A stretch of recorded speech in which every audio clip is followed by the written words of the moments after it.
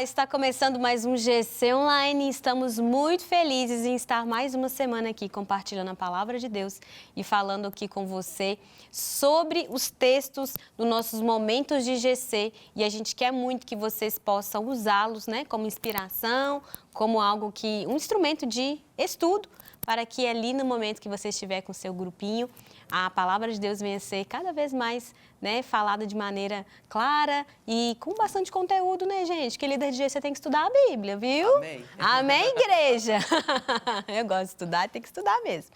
Então vamos orar? Pai, muito obrigada por esse tempo, muito obrigada por esse momento que nós estamos aqui.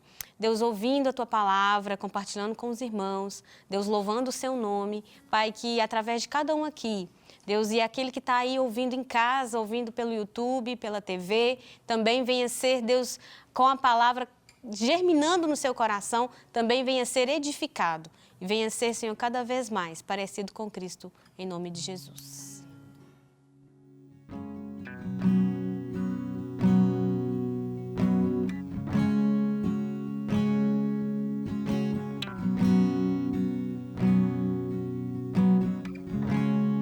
Porque dele, por ele,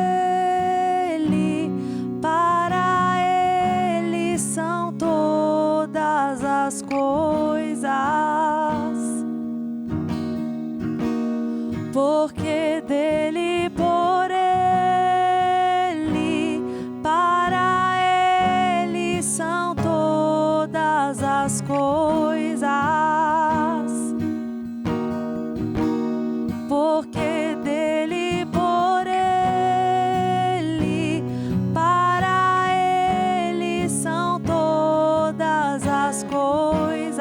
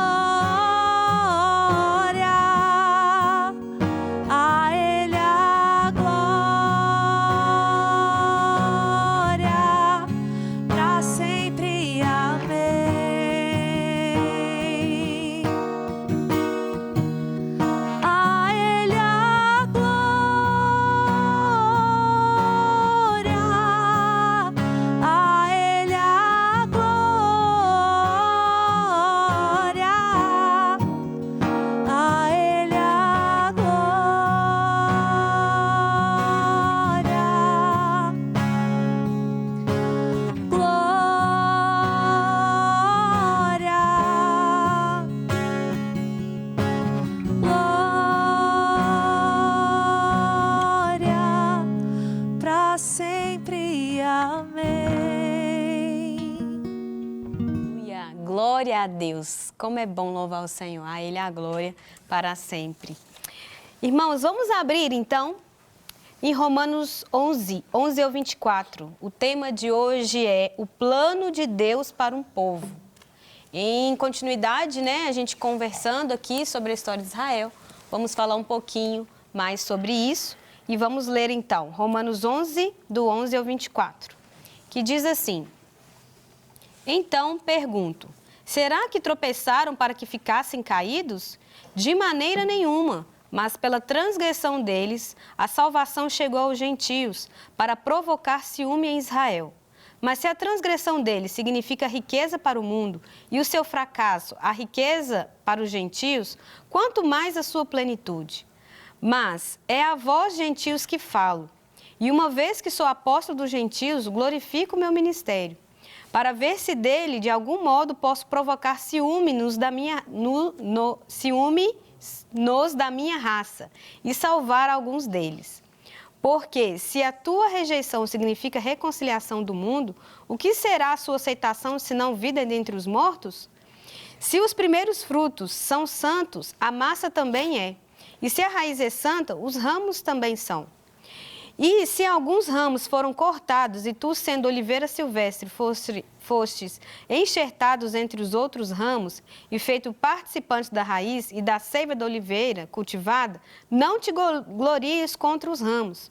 Mas, se te gloriares contra eles, lembra-te de que não é tu que sustenta a raiz, mas a raiz a ti. Então dirás, ramos foram cortados para que eu fosse enxertado.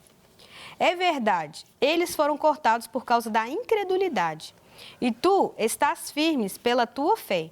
Não te orgulhes, mas teme, porque se Deus não poupou os ramos naturais, também não poupará a ti. Considera, pois, a bondade e a severidade de Deus. Severidade para com os que caíram, mas para contigo a bondade. Se permanecerdes nessa bondade, do contrário, também tu será cortado. E mesmo eles, se não permanecerem na incredulidade, serão enxertados, porque Deus é poderoso para enxertá-los novamente. Pois se tu fostes cortado da oliveira silvestre por natureza, é contra a natureza foste enxertado na oliveira cultivada. Quanto mais os ramos naturais não serão enxertados na própria oliveira. Amém? Amém. Gente, aqui está falando sobre o povo de Israel, que rejeitou a mensagem do Evangelho. E por causa disso, o Evangelho chegou aos gentios. Primeiramente, quero deixar claro aqui que é isso que aconteceu. A transgressão de Israel trouxe salvação para os gentios. Mas não era vontade de Deus, Deus não queria. Deus não projetou para que eles fossem desobedientes, né? Deus não queria que isso acontecesse. O Evangelho veio para eles, mas eles não receberam. Mas isso, como fala lá, até no texto aqui, né, da lição, vai dizer, Romanos 8, 28, o que fala lá? Sabemos que todas as coisas cooperam para o bem daqueles que amam, daqueles que são chamados segundo o seu propósito. Deus reverteu em bem aquilo que Israel não cumpriu, né? Israel não recebeu o Evangelho, Israel tinha a missão de levar a mensagem de Deus para o mundo. A gente está falando aqui do plano de Deus para um povo. Deus queria e quer que o povo dele seja todo mundo, né? Que todo mundo precisa receber Jesus como único e Salvador. Só que a gente sabe que, infelizmente, não por causa de Deus, mas por causa do coração incrédulo e duro das pessoas, que isso às vezes não acontece. E foi o que aconteceu aqui com Israel. Israel teve aqui um período de endurecimento no coração a respeito da mensagem do Evangelho. E, por causa disso, o Evangelho chegou para os gentios. Então, até coloquei algumas anotações aqui, Israel tropeçou, mas Deus não tinha essa intenção de fazê-los cair. O fato de a maioria ter rejeitado o Evangelho, né, eles todos, abriu salvação para nós. E João 1, 2, eu até anotei aqui, pode ler aí também, acrescentar nas suas anotações, vai trazer isso muito claro para nós. Por quê? O que fala em João 1, 12? Mas todo quanto receberam, deu-lhes o poder de serem feitos filhos de Deus.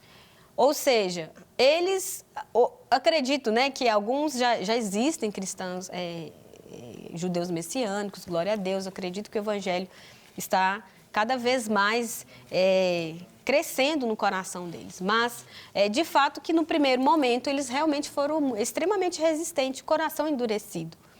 Mas, e chegou a nós, gentios, porque nós podemos, aqueles que recebem a Cristo, chamar Deus de Pai e ser filho de Deus, por causa da obra de Cristo em nós.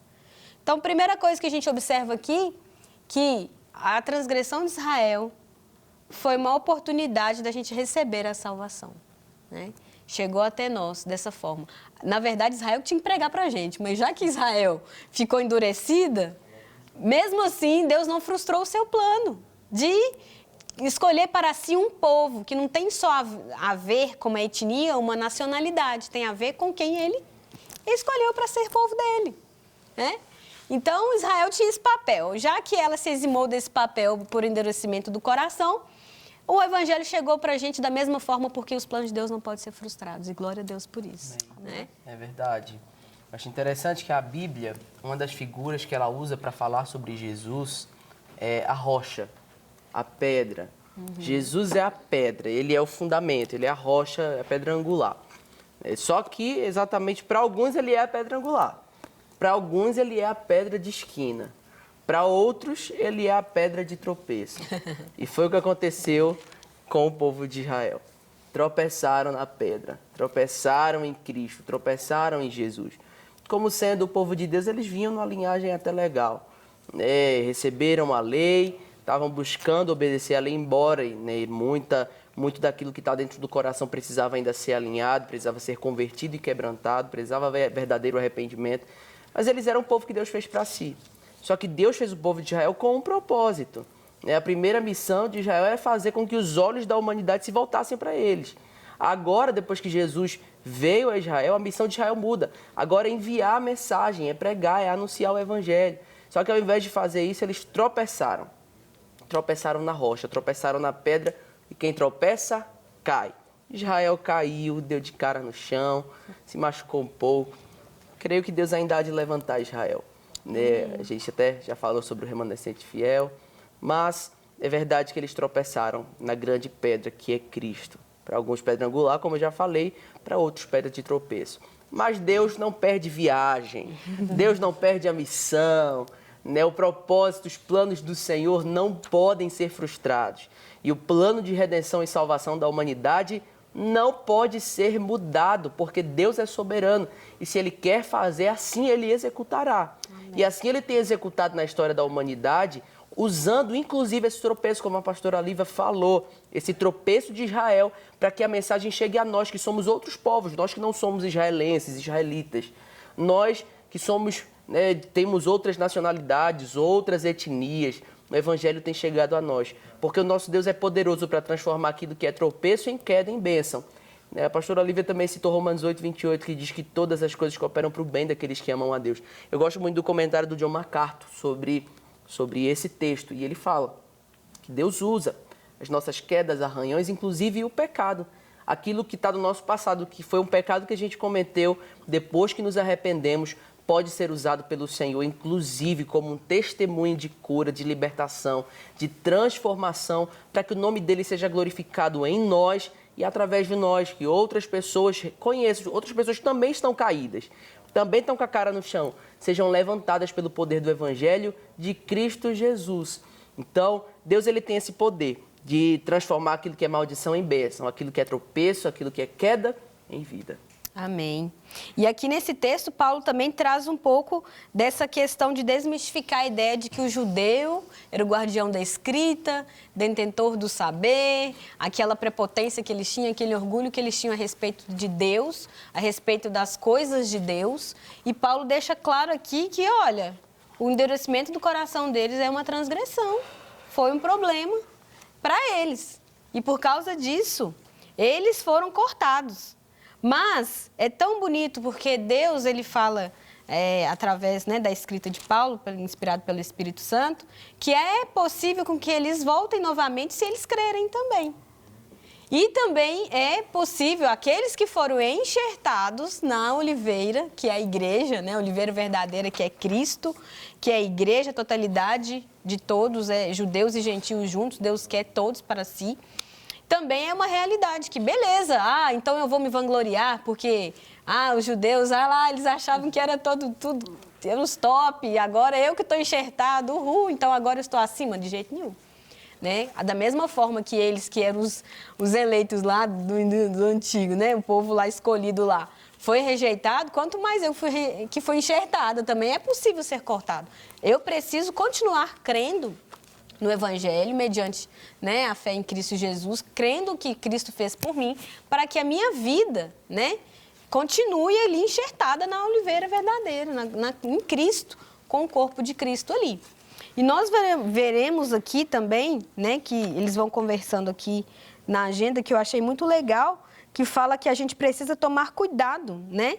Porque esse senso de religiosidade que eles tinham, de achar que estava tudo, era de Deus, que estava tudo certo, eles e Deus, é um problema para nós também, porque muitos de nós, às vezes, caminhamos nesse campo da religiosidade, né?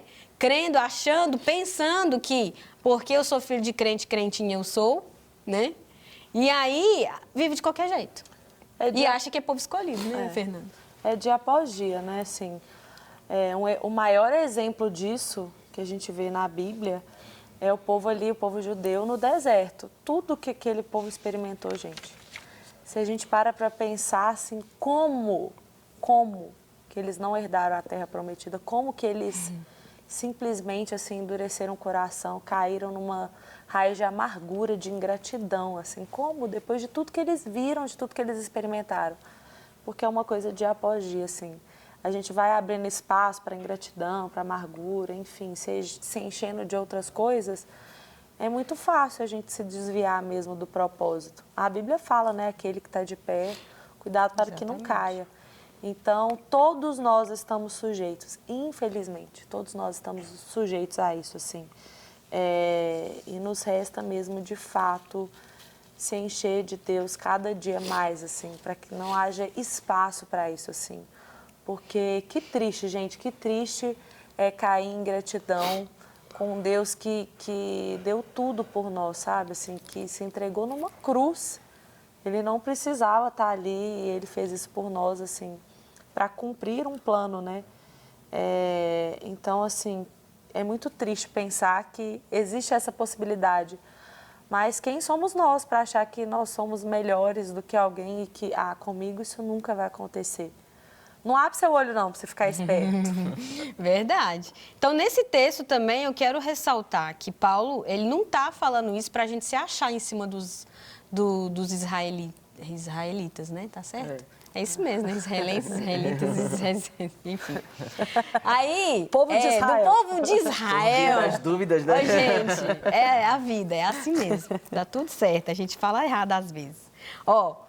Mas não para a gente se vangloriar, né, sobre eles. Tanto que Paulo ele fala que ele está tentando provocar um ciúme, mas não um ciúme de falar assim, eu tenho, você não tem, né?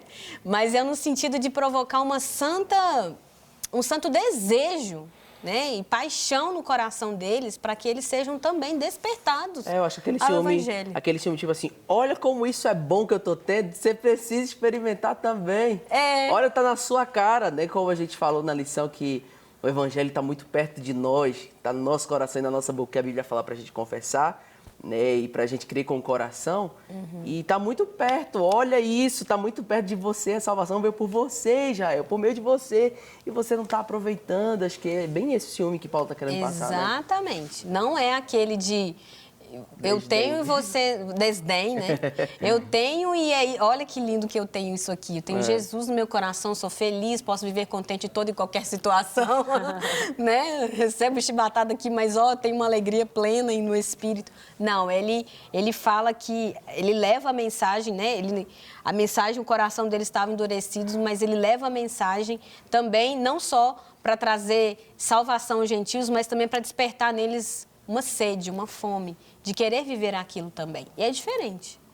Porque às vezes a gente, com a nossa espiritualidade toda, a gente acaba se achando e ostentando uma espiritualidade. Olha o que Deus fez na minha vida, mas não no sentido de, olha, Deus pode fazer na sua vida também. Mas a gente acaba vivendo uma vida de vanglória, né? Se achando na presença de Deus para os outros, às vezes até para os próprios irmãos da fé. E aí é um desserviço ao evangelismo.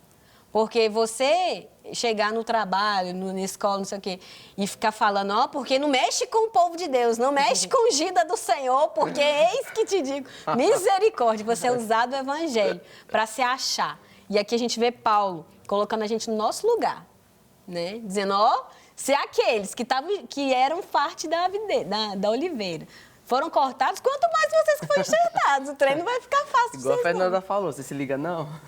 Fica esperto. Não é, Estevão?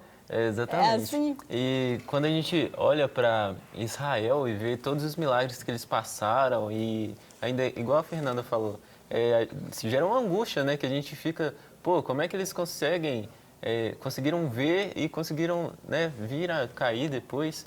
Mas, ao mesmo tempo, a mesma coisa está acontecendo com a gente, que nós estamos com a palavra de Deus, nós estamos com Cristo. E, às vezes, a gente, vendo todos esses milagres, que, assim, não era para nós, mas veio até nós, olha o tamanho do milagre. A gente não consegue ver isso e não quer falar do amor de Deus. Então, a gente fala de Israel, assim, que eles não queriam, né, ir para todos os povos e pregar o evangelho, mas agora que é a nossa vez, a gente acaba fazendo a mesma coisa. Aí, ó. Tá vendo, gente? É sobre isso. Continua. E não tá tudo bem. Não tá nada bem. Não tá certo, não tá tudo bem. Verdade, gente. Isso é muito real e a gente tem que tomar cuidado com isso, né? Porque às vezes a gente fala isso do povo de Israel, mas a gente tá fazendo a mesma coisa. Exatamente. Essa é a frase da... Gente, se você não esquecer de tudo que a gente falou aqui, se você lembrar disso aí que você estava falando, já tá tudo certo. Já tá tudo certo. Ó, o plano de Deus para o seu povo é que, sim, sejam todos alcançados e estejam com o Senhor. É importante a gente salientar aqui que se o povo de Israel também deixar sua incredulidade, eles também vão estar enxertados, vão voltar, né, para a oliveira e vai dar tudo certo. Ou seja, nós precisamos de entender que todos aqueles que se arrependem genuinamente, confessam Jesus como seu único suficiente Salvador e vivem essa vida de fé, mediante a fé em Cristo, no Filho de Deus, também vai viver essa bênção que é estarmos todos enxertados nesse mesmo lugar, nessa mesma oliveira. Então, nós precisamos observar, né, resumindo aqui, a questão da religiosidade, se a gente está se achando demais um povo super seleto, que está super privilegiado, né, e a gente não está cumprindo nosso papel, né, sendo um pouco hipócritas em relação àquilo que aconteceu com Israel, e também se a gente está observando, né, se a gente consegue expressar Cristo, ao invés desse lugar de hipocrisia, né, expressar Cristo para aqueles que precisam em nome de Jesus. Olívia, eu acho interessante que o apóstolo Paulo ele usa essa figura da planta, né, da agricultura. Você que gosta de planta, você vai saber falar sobre isso. Então, eu tô querendo gostar, sabe? Eu tô lá com umas suculentas, tá no processo lá, sabe? Tô vendo então, aqui. Para cultivar uma planta em casa, pelo menos eu lembro da minha mãe fazendo isso. Você tem como arrancar uma planta e plantar ela em outro lugar.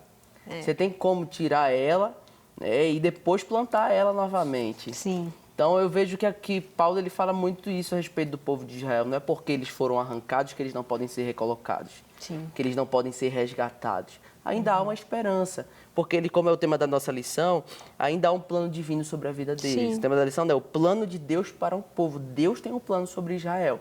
E assim como ele arrancou, ele pode recolocar. Ele pode replantar e fazer florescer. Pode realinhar o coração e as motivações. Eu creio nisso demais. Deus nos adotou para esse povo também, para a gente estar junto. Sim. E eu creio que o plano de Deus não vai ser frustrado, né? Corações vão ser rendidos ao Senhor em nome de Jesus. Para aplicação, olha só, isso aqui que a gente conversou. Todo o senso de religiosidade caído pode nos levar a ruínas. Temos uma prática comum de tratarmos o ativismo religioso. Isso aí é muito perigoso. programações e eventos da nossa igreja como substituição em nossa relação com Deus. Ledo engano. Você acha que é possível estar na igreja de Cristo sem ser de Cristo? Sim. Aprendemos que nem todo Israel é filho e nem todo gentio é salvo, né? Então, ser de berço cristão não é garantia de céu, né? Eu preciso de viver um relacionamento íntimo e ativo com o Senhor. E a gente viver assim, às vezes nós cristãos entramos num lugar de servir, de um ativismo ministerial, e a gente acha que está tudo bem, não ora, não lê a Bíblia, não tem disciplina espiritual, não faz jejum, não faz nada, mas eu estou aqui fazendo as coisas para Deus. E a gente tem que ficar esperto, porque nem todo Israel é israelita e nem todo gentio vai ser salvo. A gente tem esse privilégio de viver a vida da salvação, mas precisamos desenvolver a nossa salvação, que é viver uma vida prática da palavra. A salvação já está garantida em Cristo Jesus mediante a fé. Mas se a gente vai deixando, né, a vida levar, e aí o que vai virar? A vida leva eu e eu não vou com Jesus. Exatamente, Jesus vem e a gente fica, né? E isso não é o que nós precisamos viver, e não devemos viver esse tipo de coisa. O plano de Deus não vai ser frustrado nem na minha vida, nem na sua vida, em nome de Jesus. Amém? Vamos crer que o Senhor está no controle da história, de todas as coisas, mas nós temos uma responsabilidade de viver o Evangelho genuinamente, de caminhar em assertividade. Não me vangloriar por aquilo que eu recebi de Deus, mas eu viver aquilo com tanta intensidade para que as pessoas lá fora tenham um santo ciúme de, olha, essa alegria que você tem. Quantas vezes a gente já ouviu isso, né? Nossa, você tem uma coisa diferente, o que você tem? Eu quero isso que você tem. Isso é o quê? É provocar no outro uma sede, uma fome da presença de Deus. É isso que o sal faz, a gente falou no último programa, né? O que o sal faz? O sal, ele produz sede, produz tempero, o ambiente muda. Onde nós chegamos, onde o povo de Deus chega, precisa haver essa mudança no lugar, no ambiente e também na sede das pessoas. Amém? Pai, muito obrigada, Senhor, porque os teus planos não vão ser frustrados na nossa vida, nem na vida do meu amigo, do meu irmão que assiste esse programa. Pai, que o Senhor venha estar abençoando, Deus, cada um nos seus lares, que o Senhor venha estar testificando essa palavra no nosso coração. Pai, nós somos enxertados à oliveira. Pai, nós queremos sim que o plano do Senhor se concretize no nosso coração, na nossa mente. Pai, ativa a nossa fé para que dia a dia nós venhamos viver o Evangelho genuíno. Em nome de Jesus.